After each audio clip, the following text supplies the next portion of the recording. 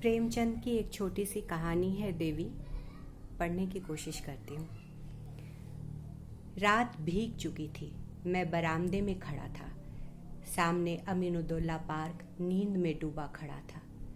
सिर्फ एक औरत एक तकियादार बेंच पर बैठी हुई थी। पार्क के बाहर सड़क के किनारे एक फकीर खड़ा राहगीरों को दुआएं दे रहा था। खुदा और रसूल का वास्ता, राम और भगवान का वास्ता, इस अंधे पर रहम करो। सड़क पर मोटरों और सवारियों का तांता बंद हो चुका था। इक्के दुक्के आदमी नजर आ जाते थे।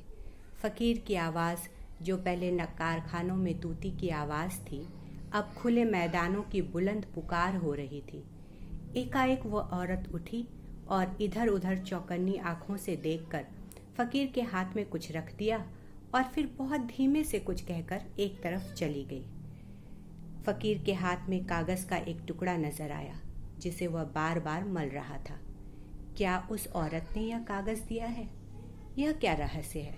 उसको जानने के कौतूहल से अधीर होकर मैं नीचे आया और फकीर के पास जाकर खड़ा हो गया। मेरी आहट आते ही फकीर ने उस कागज के पुर्जे को उंगलियों से दबाकर मुझे दिखाया और पूछा, बाबा देखो यह क्या चीज़ है? मैंने देखा, 10 रुपए का नोट था। बोला, 10 रुपए का नोट है, कहाँ पाया?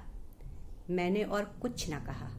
उस औरत की तरफ दौड़ा जो अब अंधेरे के में बस एक सपना बनकर रह गई थी।